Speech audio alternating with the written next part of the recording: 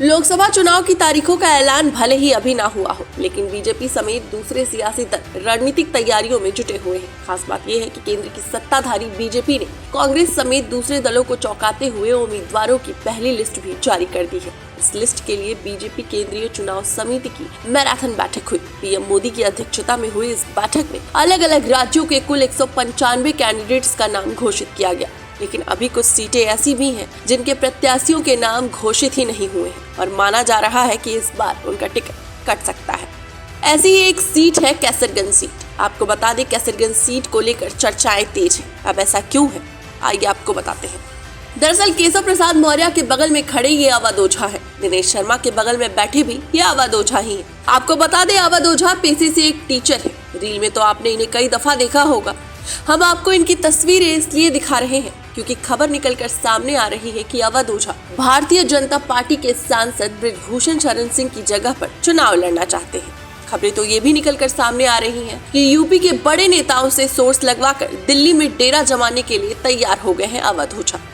खबरें ये भी सामने आ रही हैं कि कैसरगंज सीट से बृजभूषण शरण सिंह का टिकट कट सकता है, लेकिन बृजभूषण इस बात पर टिके हुए हैं कि उनका टिकट कोई काट ही नहीं सकता।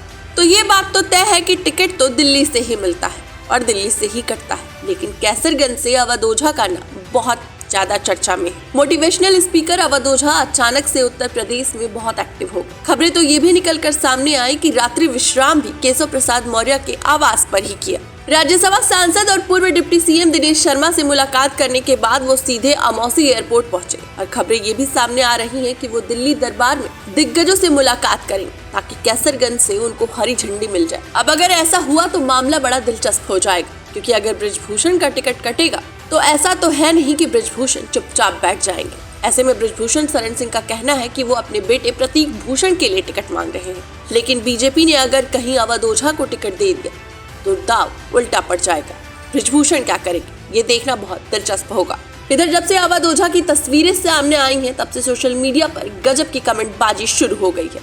लोग क्या लिख रहे हैं वो भी आपको बताते हैं। संजीत कुमार नाम के एक यूजर है जिन्होंने अपने एक्स हैंडल पर लिखा है, जरूरी नहीं कि शिक्षक और कवि के चोला ओढ़े हर व्यक्ति सच में वो शिक्षक व कवि ही होगा। वो किसी राजनीतिक दल का एजेंट भी हो सकता है। ऐसे गुरु से बचकर रहना चाहिए। यह आपको आईएएस आईपीएस तो नहीं, लेकिन अंधभक्त जरूर बनाकर छोड़ेंगे। एक और यूजर लिखते हैं, अवध ओझा सर, आप तो भीम आर्मी चीफ को प्रधानमंत्री बना रहे थे। आज ऐसा क्या हुआ जो आप बीजेपी में शामिल हो गए? चंदू के समर्थक ओझा सर का बहुत प्रचार प्रसार किया, लेकिन आखिर में क्या हुआ जो वो आपके सामने है। ऐसे ही एक यूजर है सुरेश कुमार यादव, जो अपने एक्स पर ट्वीट करते हुए लिखते हैं कि आईएएस की तैयारी वाले अवध ओझा सर दिल्ली तलब किए गए हैं। फिलहाल कल रात से मौर्य जी के मकान में थे, अभी लखनऊ एयरपोर्ट पर है। खबर है कि बाउस साहब के दबदबा के जगह पर अब अवध ओझा की बकैती चलाने के मूड में है बीजेपी। तो ये थे लोगों के कमेंट जो हमने आपको पढ़कर बताए और आपसे शेयर किया। लेकिन अब अवध ओझा मोदी शाह को टिकट के लिए कितना कन्विंस कर पाते हैं ये तो वक्त ही बताएगा। लेकिन अवध ओझा अगर बीजेपी से टिकट पाटते हैं तो ये देखना भी दिलचस्प होगा कि बृजभूषण शरण सिंह का सियासी भविष्य